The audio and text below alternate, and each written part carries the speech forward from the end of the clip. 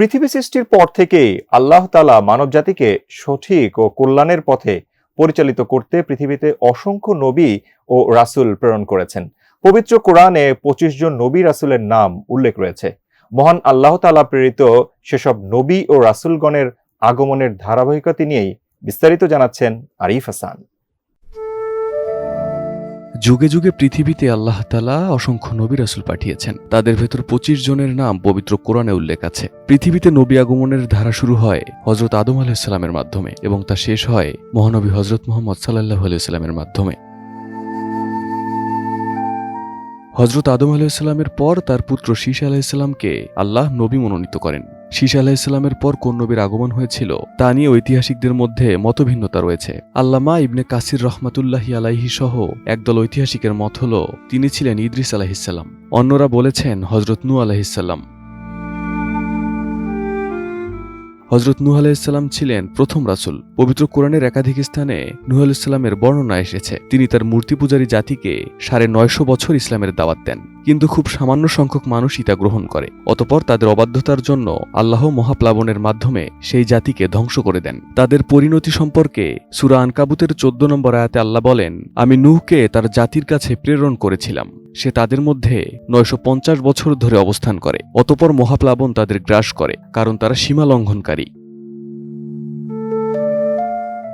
নূহ আলাইহিস সালামের পর আগমন ঘটে হুদ আলাইহিস সালামের। পবিত্র কোরআনের বর্ণনা থেকেও তা বোঝা যায়, কেননা নূহ আলাইহিস সালামের পর হুদ আলাইহিস সালামের জাতির মাধ্যমে পৃথিবীতে নতুন সভ্যতার বিকাশ হয়। সূরা আরাফের ৬৯ নম্বর আয়াতে আল্লাহ বলেন, তোমরা স্মরণ করো যখন নূহের পর তোমাদের স্থলাভিষিক্ত করা হয়েছিল।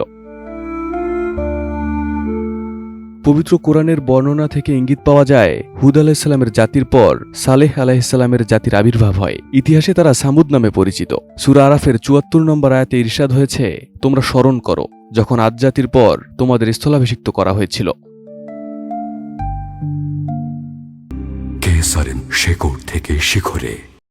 মুসলিম জাতির পিতা ইব্রাহিম আলাইহিস সালামের আগমন সম্পর্কে সূরা তাওবার ৭০ নম্বর আয়াতে আল্লাহ বলেন, তোমরা পূর্ববর্তী নূহ, আদ, সামুদ সম্প্রদায়, ইব্রাহিমের সম্প্রদায় এবং মদিনায় ও বিধ্বস্ত নগরের অধিবাসীদের সংবাদ কি তাদের কাছে আসেনি? এই আয়াত থেকে ধারণা করা হয় সামুদ সম্প্রদায়ের পর ইব্রাহিম আলাইহিস সালামের আগমন হয়। তার সম্প্রদায়ের নাম ছিল সাবিয়া। তারা চন্দ্র, সূর্য, গ্রহ ও নক্ষত্রগুলোর পূজা করত। তিনি তাদের একত্ববাদের পথে আহ্বান জানান, কিন্তু তারা তা প্রত্যাখ্যান করে এবং ইব্রাহিম আলাইহিস সালামকে আগুনে পুড়িয়ে মারার ঘৃণ্য ষড়যন্ত্র করে, কিন্তু আল্লাহ তাদের ষড়যন্ত্র নস্যাৎ করে দেন।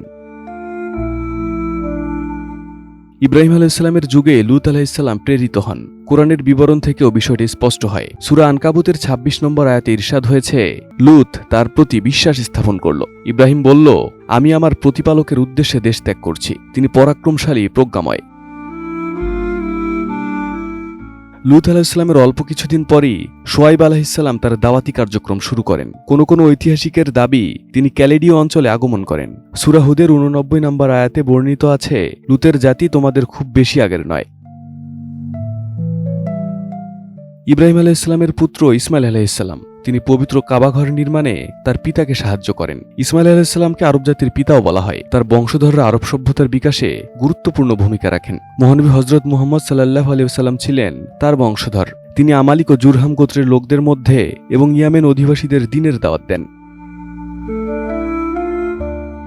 ইব্রাহিম আলাইহিস সালামের আরেক পুত্র ইসহাক আলাইহিস সালাম। ইব্রাহিম আলাইহিস সালাম ও সারার ঔরসে জন্ম নেন তিনি। তার বংশধরদের মধ্য থেকে অসংখ্য নবী ও রাসূলের আগমন হয়। তাদের বেশিরভাগই বনী ইসরায়েলের নবী হিসেবে আগমন করেন। অবশিষ্ট নবীদের ধারাক্রম ইয়াকুব আলাইহিস সালাম, ইউসুফ আলাইহিস সালাম, আইয়ুব আলাইহিস সালাম, জুলকিফল আলাইহিস সালাম, ইউনুস আলাইহিস সালাম, মুসা আলাইহিস সালাম, হারুন আলাইহিস সালাম, খিজির আলাইহিস সালাম, ইউশা ইবনে নুন আলাইহিস সালাম, ইলিয়াস আলাইহিস সালাম, দাউদ আলাইহিস সালাম, সুলাইমান আলাইহিস সালাম, জাকারিয়া আলাইহিস সালাম, ইয়াহিয়া আলাইহিস সালাম এবং ঈসা আলাইহিস সালাম। এসব নবীর বেশিরভাগই বনী ইসরায়েলের প্রতি প্রেরিত হয়। আল্লাহ তাআলা হযরত মুহাম্মদ সাল্লাল্লাহু আলাইহি ওয়াসাল্লামের মাধ্যমে নবী রাসূলের ধারাক্রমের ইতি টানেন। তিনি ছিলেন ইসমাইল আলাইহিস সালামের বংশধর। মক্কার কুরাইশ বংশে জন্মগ্রহণ করলেও তিনি কিয়ামত পর্যন্ত সব মানুষের নবী। তারপরে আর কোনো নবী পৃথিবীতে আসবেন না।